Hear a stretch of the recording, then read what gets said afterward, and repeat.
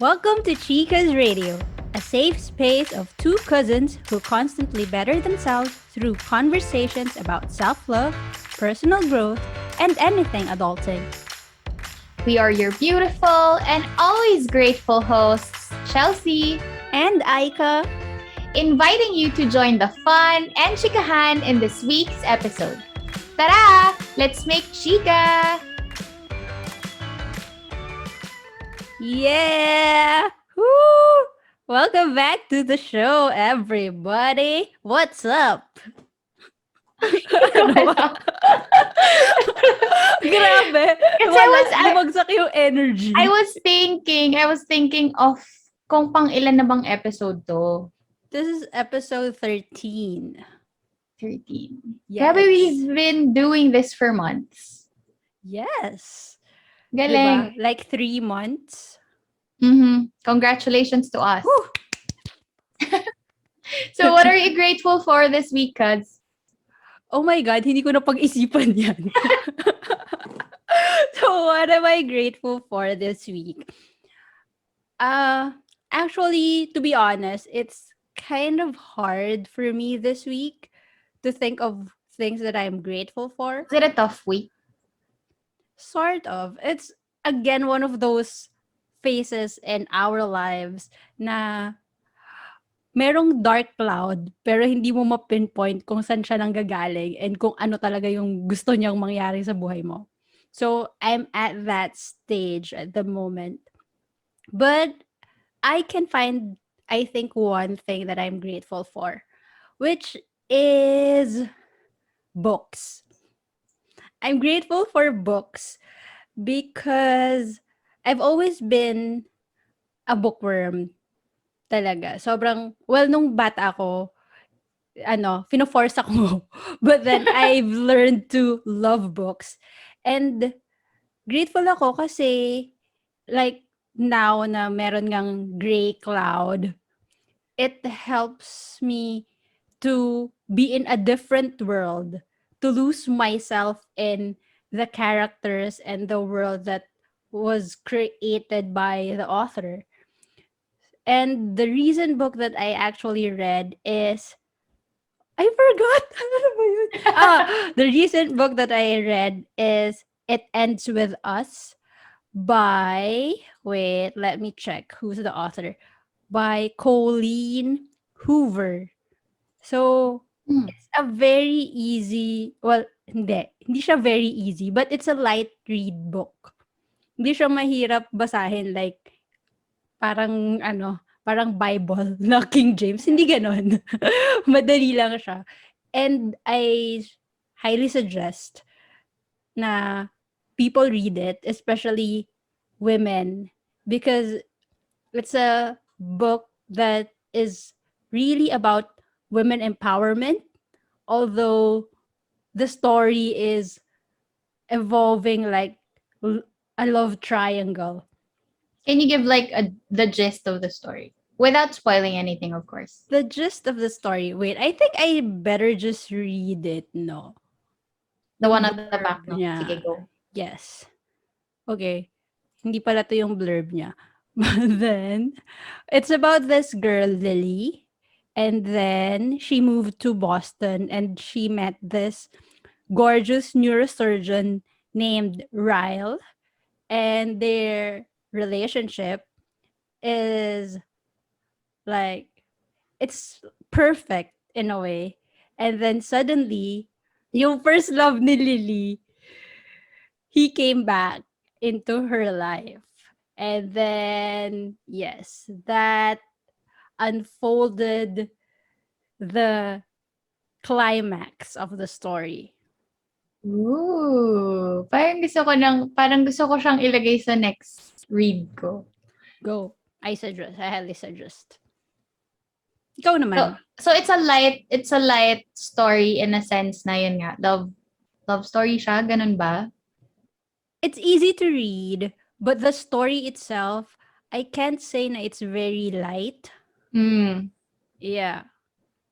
Because it's deeper kasi talaga yung story. Like the premise, it seems like it's your typical love story, Mm-hmm. but then it's not.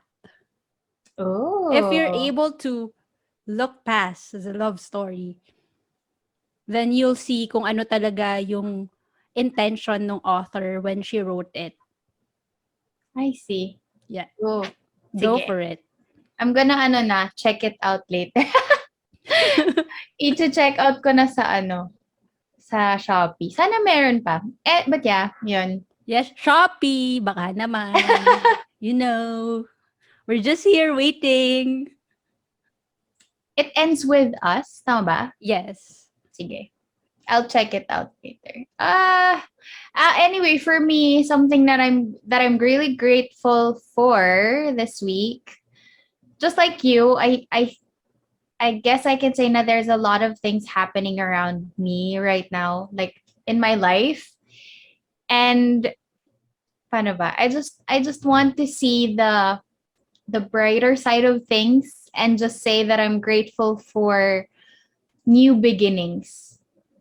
So, hindi kami nagchikahan ni Ate Aika masyado before we started recording kasi we wanted this conversation to be really authentic and genuine and not so scripted, unlike our past episodes. Hindi naman sobrang scripted yung past episodes, but for the past episodes, we've been really consistent with making talking points, giving out guide questions to each other.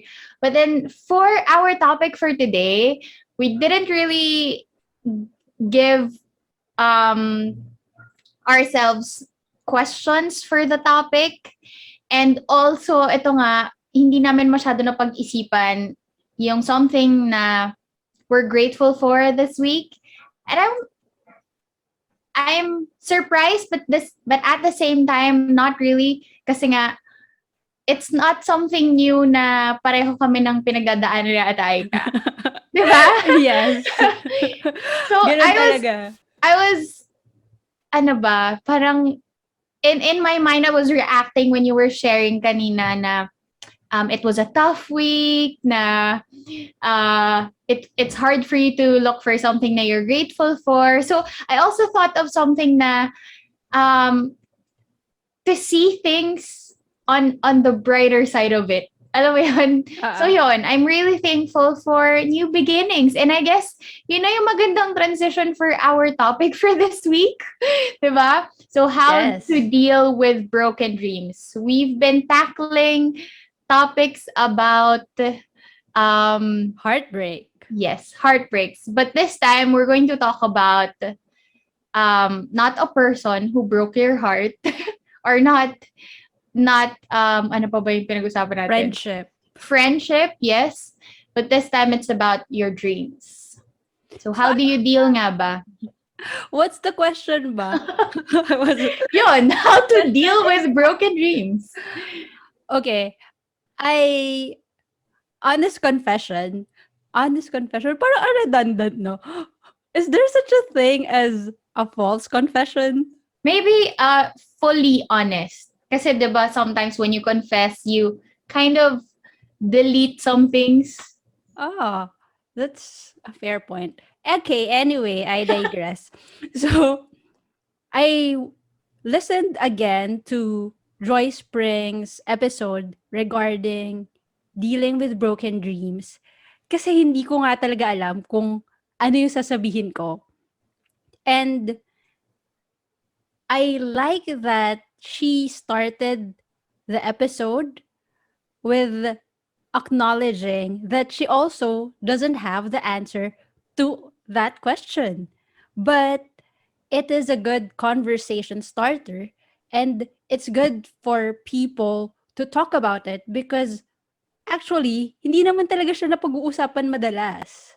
It's usually dealing with broken dreams, pero yung bigger picture is more on the success side, di ba? Parang sinasabi lang nila na, yeah, we had this failure na nangyari, but we're here now. Pero yung nandun ka sa state of dealing with your broken dream, na wala ka pa dun sa success, paano? How is it going to be, di ba? And for me, same as Joyce, I really don't have a specific answer on how to deal with it. Ikaw ba? Cause what can you share? Like, do you have a broken dream, a hope that, just crumble down? I do have to answer your question. I do have something to share about um, my broken dream or a dream of mine that I wasn't able to pursue. But ironically, I didn't really prepare because I'm not sure how I was able to like deal with what happened.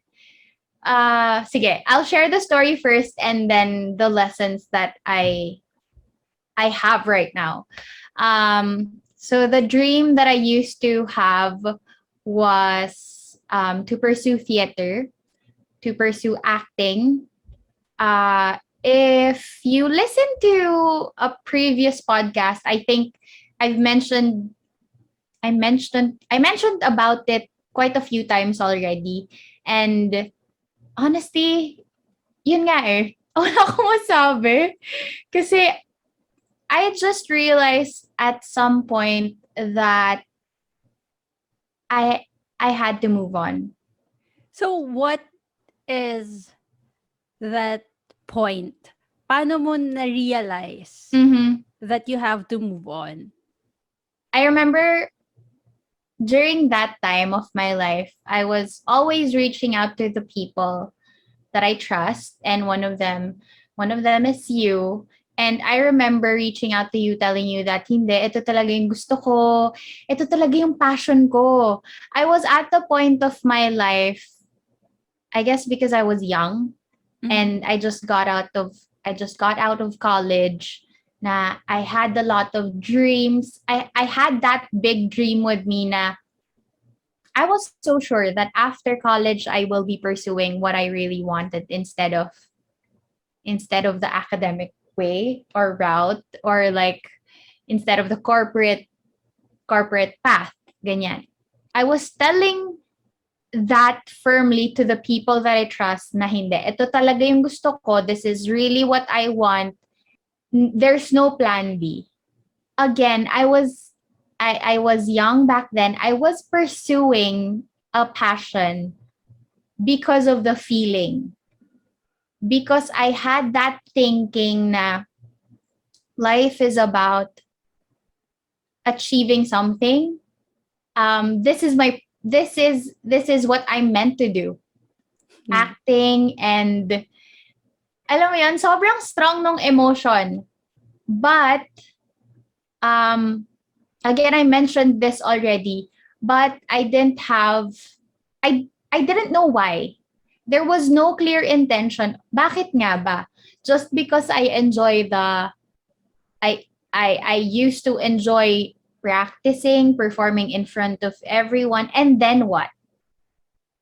Parang there was no depth in the want. To answer the question, I can't remember the point, or like the turning point where I realized I had to move on. Siguro that's one thing na you have to work personally sa sarili mo, na there's only up to a certain point where you can go after something. Just like in relationships, 'di ba? I'm not sure if it happens in real life, pero 'di ba sa movies, may mga ganun na hindi naniniwala sila na itong taong to para to sa kanila. Walang Yes. other option. Ito talaga yung para sa kanila. Pero just like in the movies, or just like the people in the movies, ayaw mo magmukhang tanga. 'Di ba? Uh-huh. So there's only up to a certain point where you can go after something. You have to gauge when enough is enough, just like in any relationship.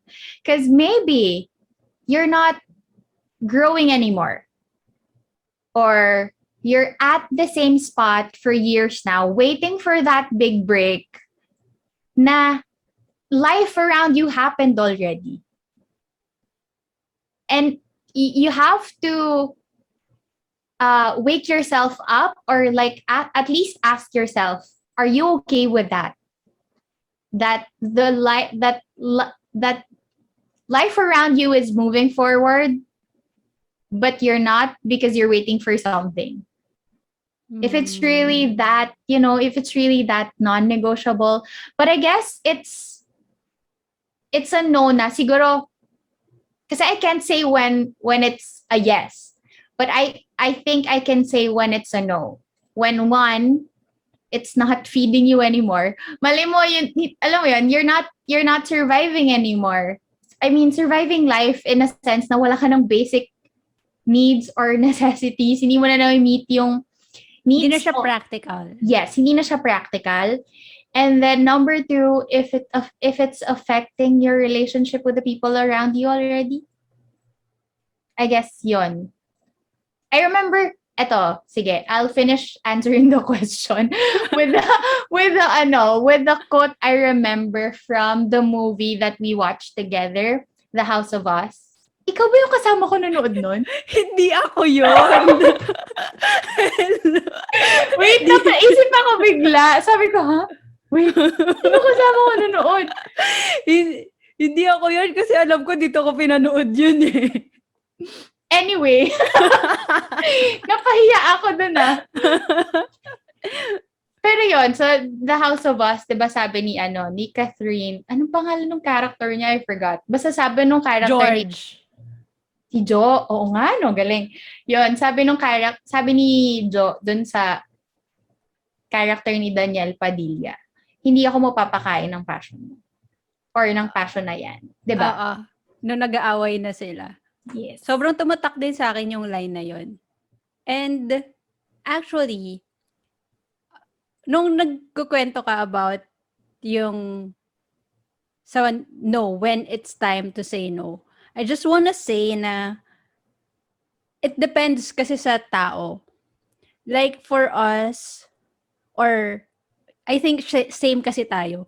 So for us, when it's affecting na nga our relationships, and practicality-wise, hindi na siya ganun ka-practical, we tend to find a different dream. But for some people, they still push through with that and they become successful. So, hindi namin dinidiscourage na stop mo na yung dream mo. It's just that we want to encourage you to look deeply into it para kung ano man yung next steps mo, you won't regret it in the future. Na you know that you did everything and you gave it your all. Kung sa tingin mo after ng conversation na to at nakapag-isip-isip ka and you think meron ka pang ibibigay, kaya mo pang i-push, then go for it. Just push yourself. Kasi who knows, malay mo, that other step na pala talaga yung way for your big dream. Na yun na pala yun. 'Di ba? So, we're not saying na stop dreaming. Mm-hmm. It's really just maybe, there's another quote from the episode of Joy Spring, which is very good because she said, and I quote, maybe it's not a never, maybe it's not a not yet. So it's okay to let go of your dreams, and then who knows, maybe that dream will come back to you, diba? Baka lang hindi pa talaga ito yung right time for that dream. Ayun. I also would like to share na before we recorded for this week's podcast for the topic today, yun nga, I was kind of clueless of what to share.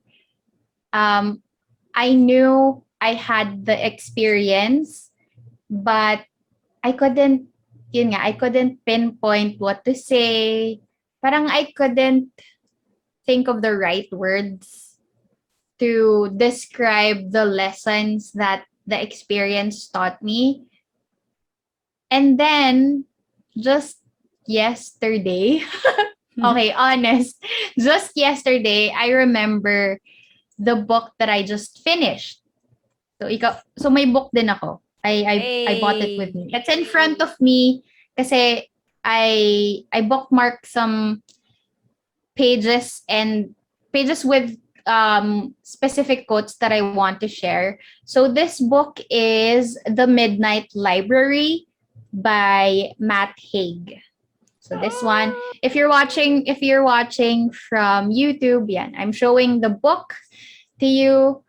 It's really a good book. And I actually read the book with no expectations at all. As in I just saw it from Goodreads na isa siya sa mga top books last year. Yesterday. Top books last year. And then I saw it in fully booked and sabi ko, sige, bilhin natin. And then I started it just a week ago and finished it over the week. And grabe yung life lessons niya. Okay, so basically the story is about a girl named Nora who has so many life regrets. She's in a difficult phase of her life. If I remember correctly, shocks. Ay, sige, hindi na lang magsasabi ng details kasi baka mali. Spoiler! Hindi, details about the character naman. Hindi naman siya spoiler. Pero kasi ano na siya, adult na siya. So, adult yung character dito. Wala siya sa point ng buhay niya na how 30 is supposed to look like. Yon. She's very depressed and the story will revolve around the choices na she could have made and she made in life. Very, very interesting book. I should And read that then. nung ano ko pa to sa'yo na-recommend, di ba, last week? So, Mm-mm. super ganda talaga ng book. And yun nga, I didn't expect na ang dami ko bubulat sa kanya. So, as you can see, hindi mo makikita. Ang dami kong page tabs. Kasi nga, maraming quotable quotes dun Share sa book. And the quote kasi tells something about your choices in life. And it can be applied to your dreams. So the quote goes like this. You can choose choices, but not outcomes. It was a good choice. It just wasn't a desired outcome. Oh, ang ganda. Because yung quote, when I heard it just now, yung naisip ko agad is that I am not the outcome, nor am I the choices that I make. Kasi parang merong freedom bigla na parang it's okay. It's okay kung hindi yun yung desired outcome mo. Kasi you believe naman when you made that choice that it is the right choice at that moment. And it shows us na we don't control our lives. And ultimately, we just have to trust that in the end, no matter how many choices we make and what the outcome of those choices are, what matters is that we don't regret making those choices in life. For me, I really relate to the quote in a sense na it was a comforting quote for me kasi whenever I would, think of think of the what ifs about that dream of mine, parang comforting siya in a sense na I would never really know how it would be like. Yung lifestyle ng gusto kong career, yung sacrifices na I'd be making just to be able to be in that position, or to be living that dream of mine. And at the turning point of me deciding to let it go, I guess I saw that I had to sacrifice important relationships for me to reach that dream. And that's when I realized that I guess it's not worth it anymore. Maybe I was just sure na I wanted the practice, the profession, but most probably I won't like the outcome. The outcome meaning other things outside of that profession. Oh, so you The mean, other aspect of my life, other aspects of my life. so it's like if you chose to follow that passion, hindi mo alam kung magugustuhan mo ba how it would have affected Mm-hmm. other aspects of your life. Na baka kapag tinuloy mo yung passion mo, wala ka na pala biglang friends, ganon. Yes, yes. Oo. Ganon. Or sa tingin mo, parang kapag tinuloy mo yung passion mo na yon, you will lose a part of yourself na ayaw mong mawala. Okay, that's that's another tip. kung masasabi ba natin siyang tip. But like kung ano yung mga Something na they can lessons, think about. yeah, something to ruminate on. Mm-hmm. And sige, I'll share na lang din because I think mine is medyo mas madali siyang bigyan ng turning point. So last year I was so into screenplays, as in pagsusulat ng pelikula, ganong levels, na there's really that fire in me na alam ko na, oh my God, I wanna do this. Gusto kong gawin to. Gusto kong isulat tong pelikula na to. Gusto ko siyang makita sa big screen. Meron yung strong nga na passion. Meron talaga eh. And for me, meron din why. Bakit ko gusto? Kasi, ano nga siya, yun yung, there's just this voice na nagsasabi na, go, do it, ganyan. So I followed it. I followed the voice. And I tried to go to workshops nga online, syempre, kasi pandemic. And at least online kasi nga nakaka-join ako ng Filipino workshops na yun yung gusto kong puntahan. The film industry in the Philippines, because that's the story and the audience that I want to show my story to, 'di ba? So, yun, while I was attending the workshops, doon ko na-realize na maybe this isn't for me. Kasi nakita ko kung paano talaga siya in real life. Kasi during the workshops, they really invite people who work in the industry. So they invite the directors, the actors, the writers, the production designers. So lahat, everyone who is part of making a film. And nakita ko na at this point in my life, it's not practical for me to pursue it. So I stopped.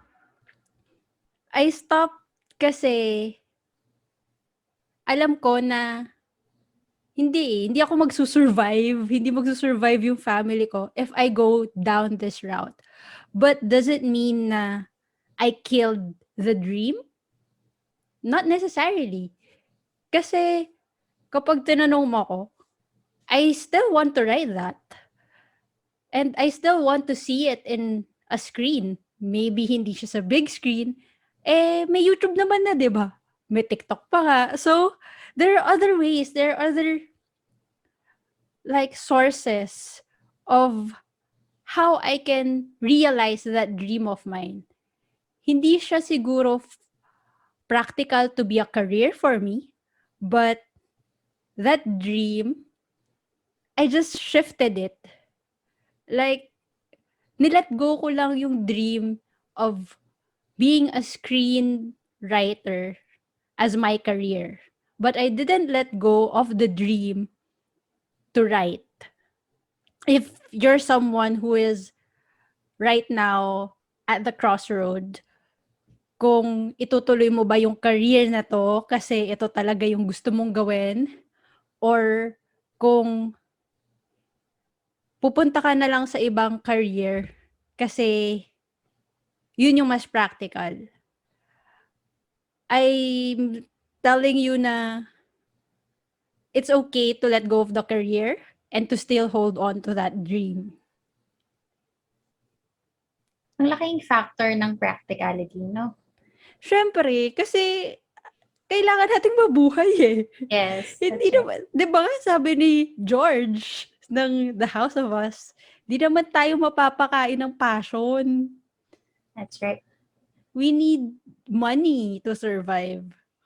Sorry, I just remember dun sa sinabi ko kanina. It was also a lesson that came with the that came from the story from the book The Midnight Library. Na you never really can tell what can make you happy until you're at the moment of that what you thought can make you happy. The Okay? the thing that will make us happy is hard to predict. It's easy for me to say na like I like the work that involves in acting and performing arts. But do I really like the lifestyle that comes with the profession, diba? Mm-hmm. And how can I really tell that it's something na can make me happy if I haven't experienced it in a bigger scale? Syempre, it's a different one when it's just it's just the school setting na school place lang siya. So it's hard to tell if it really can make you happy. And something also that came with the book, sorry, I can't move away from the book kasi something that the book mentioned also was that happiness is a universal feeling. The feeling of happiness is the same always. The feeling of happiness is the same in a sense na whatever you're experiencing, happy ka pa rin eh. So kahit hindi ko na-achieve yung dream ko na yon that I thought would make me happy, na-achieve ko pa rin siya in a different way. Happy pa rin naman ako with being a preschool teacher, a kindergarten teacher. It's the same feeling. If you're going after the feeling, you can experience so many other things that's probably more practical and mas gusto mo pa yung outcome without, even with that broken dreams. And again, and also another lesson, it's okay to start all over again. Yes. It's always okay to change your dreams, to start from scratch, and to move your way up again and figure out that it's not for you. Mm-hmm. Hanggat nabubuhay ka, you can do whatever you want with your life. That's Because it's your life. You need to live it the way you deserve to live it. As long as hindi ka nananakit ng ibang tao, Yes. then go. Just pursue as much dreams as you'd like and be heartbroken with as many dreams as there True. are. Last na to. Another quote from the book with the things that we just mentioned about, moving forward and the things we weren't able to do. So one character said in the book, life is strange how we live it all at once in a straight line. But really, that's not the whole picture because life isn't simply made of the things we do, but the things we don't do too. Oh, ang ganda. So Read the book na. the moral of this whole episode, read the book. Yes. So, papalitan na pala namin yung Yung title title. na to. Midnight Library Quotes. Book recommendations. Book recommendations to. Pero, no, I mean, I guess kaya kami wala ring concrete answer to how to deal with broken dreams is because there's no real answer to it. Yes. People just deal with it as it comes to us. So, kung meron kayong suggestions and meron kayong experiences that you want to share with us, you can do so. Leave us a comment sa YouTube, sa Facebook group, sa Instagram, and we'd love to hear your stories. Sorry, may naisip na naman akong quote from the book. Alam, yun na talaga to. Yun na yun. Sabi kasi dun sa, di ba, we were discussing about, yun nga, the paths that we could have taken, ganyan. Sabi dito, maybe there are no easy or the best path. There are just paths. So life is, paano ba sinasabi yun? Walang tama in life. Alam mo yun? Parang there's no right way of living your life to the point na wala ka ng plan B or plan C or plan D kasi marami talagang pwedeng mangyari. Grabe, sorry. Kung ikaw, yung book, meron ako naisip kasi because I was binge watching Marvel movies. Mm-hmm. And then, okay, so for those who haven't watched any Marvel movie, sa spoiler to, Endgame is basically a time travel movie. And sa Loki, they explained about the sacred timeline. Yung may multiverse ba to? Oo, may multiverse. So sa mga Marvel Comics dyan, fan, alam nyo yung about sa multiverse. So parang ganun yung sinasabi ng book. That there is no sacred timeline. Wala tayong destiny na ito lang yung kailangan mo or dapat mong gawin. We have infinite number of paths. We have different, infinite number of universes within us na sa bawat desisyon na gagawin natin, it will create that path. Mm-hmm. Yun. So, isipin mo na lang, siguro whenever when you're about to decide, maybe in another universe, your other self was able to pursue that dream and sana happy siya. But the important thing is your present self at your present path.